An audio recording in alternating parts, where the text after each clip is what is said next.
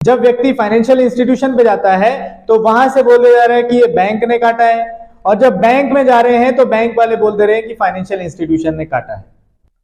आप सभी क्रांतिकारी साथियों को जय हिंद, जय भारत। साथियों, ईसीएस के बारे में आज हम बात करेंगे, electronic clearing service. Electronic clearing service क्या है, इसको जानने से पहले हमको ये जानना पड़ेगा कि जब लोन का जो प्रोसेस होता है, उस लोन के प्रोसेस में पहले चेक दिया करते थे हम, जितनी भी ईएमआई होती थी उतनी ईएमआई के लिए उतना चेक दिया करते थे, और वो एक एक चेक बैंक में लगाते थे। जो भी फाइनेंशियल इंस्टीट्यूशन है वो बैंक में चेक लगाते थे, और फिर उसके बाद आपका जो चेक है वो क्लियर होता था, जो भी फाइनेंशियल इंस्टीट्यूशन है उसको पेमेंट मिला करता था। आज की डेट में ये सर्विस इलेक्ट्रॉनिकली हो चुकी है। जो पिछली जो सर्विस हुआ करती थी, जिसके लिए चेक लगा करते थे, उसके लिए एक मैन पावर लगता था, वो चेक जमा करता था, फिर उसके बाद उस जो भी फाइनेंशियल इंस्टीट्यूशन है उसके अकाउंट में आते थे पैसे, उसके लिए एक मैन पावर लगता था। तो इसी मैन पावर को खत्म करने के लिए इलेक्ट्रॉनिक क्लियरिंग सर्विस लाया गया, और ईसीएस जो है ये बहुत ईजी वे होता है किसी भी पेमेंट को कलेक्ट करने के लिए। और चूंकि ईसीएस एक प्रकार से रेगुलर पेमेंट है, एक प्रकार से यदि आपने ईसीएस को चालू करा लिया तो वो तब तक के लिए चालू रहेगा जब तक आप ये फॉर्म भरे रहते हैं। जब भी आप लोन लेते हैं तो जनरली लोगों को ये जानकारी नहीं रहती है कि वो कौन कौन से फॉर्म को भर रहे हैं। साथियों, ईसीएस मैंडेट फॉर्म भराया जाता है। जब भी आप लोन लेते हैं उस समय पर ईसीएस मैंडेट फॉर्म भराया जाता है, और ईसीएस मैंडेट फॉर्म भराए जाने की ही वजह से आप जो साइन कर चुके हैं ईसीएस में, उसी की ही वजह से आपके जो चेक हैं उस चेक को बार बार लगातार चेक बाउंस करा दिया जा रहा है। वैसे तो आरबीआई की गाइडलाइन है कि बार बार ईसीएस का चेक ईसीएस बाउंस नहीं कराया जा सकता, लेकिन फिर भी चूंकि हमने मैंडेट में ईसीएस मैंडेट में साइन कर दिया है, इसलिए हमारे चेक को बार बार बाउंस करा दिया जा रहा है, इसलिए बार बार ईसीएस बाउंस के चार्जेस काट लिए जा रहे हैं। और यदि हम बात करें कि ईसीएस जो चार्जेस है ये मिलता किसको है, क्या ये फाइनेंशियल इंस्टीट्यूशन को मिलता है या फिर आपके बैंक को मिलता है, जिस बैंक का आपका अकाउंट है।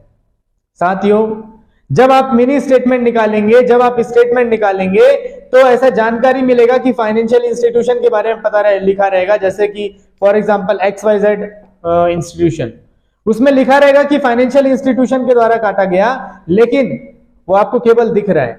वो जो पैसा है, जो ईसीएस बाउंस का जो चार्जेस है, वो चार्जेस बैंक को जाते हैं। बहुत सारे साथी के साथ ये दिक्कत आ रही है कि जब ईसीएस चार्जेस कट जा रहा है, 295 रुपए से लेके 595 रुपए तक का ईसीएस चार्जेस है, अलग अलग जो बैंक है वो अलग अलग काटती है। साथियों, बहुत सारे लोगों के साथ दिक्कत ये आ रही है कि ईसीएस चार्ज तो काट लिया जा रहा है, जब व्यक्ति फाइनेंशियल इंस्टीट्यूशन पे जाता है तो वहां से बोले जा रहा है कि ये बैंक ने काटा है, और जब बैंक में जा रहे हैं तो बैंक वाले बोल दे रहे हैं कि फाइनेंशियल इंस्टीट्यूशन ने काटा है।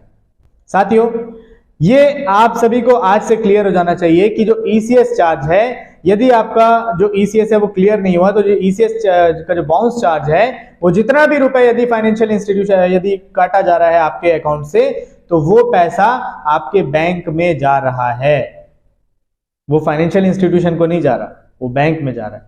फाइनेंशियल इंस्टीट्यूशन आपसे इंटरेस्ट लेगी, आपसे इसकी पेनल्टी चार्ज काटेगी, फाइनेंशियल इंस्टीट्यूशन का अलग से पेनल्टी चार्ज भी है। साथियों, कर्जे की दलदल में बहुत सारे साथी आज के डेट में फंस चुके हैं, और चूंकि कर्जा एक सामाजिक बुराई है, इसी वजह से बहुत सारे साथी अपने घर परिवार, दोस्त यार रिश्तेदार किसी को भी नहीं बता पाते कि उनके ऊपर कितने का कर्जा है। और यकीन मानिए, जब तक हम साथ नहीं देंगे, जब तक हम एक दूसरे का साथ नहीं देंगे, जब तक हम ये राजनीतिक प्रयास नहीं करेंगे, तब तक ये संस्थाएं इसी तरीके से काम करते रहेगी, तब तक इन संस्थाओं के ऊपर कोई रोक नहीं लगाया जा सकता।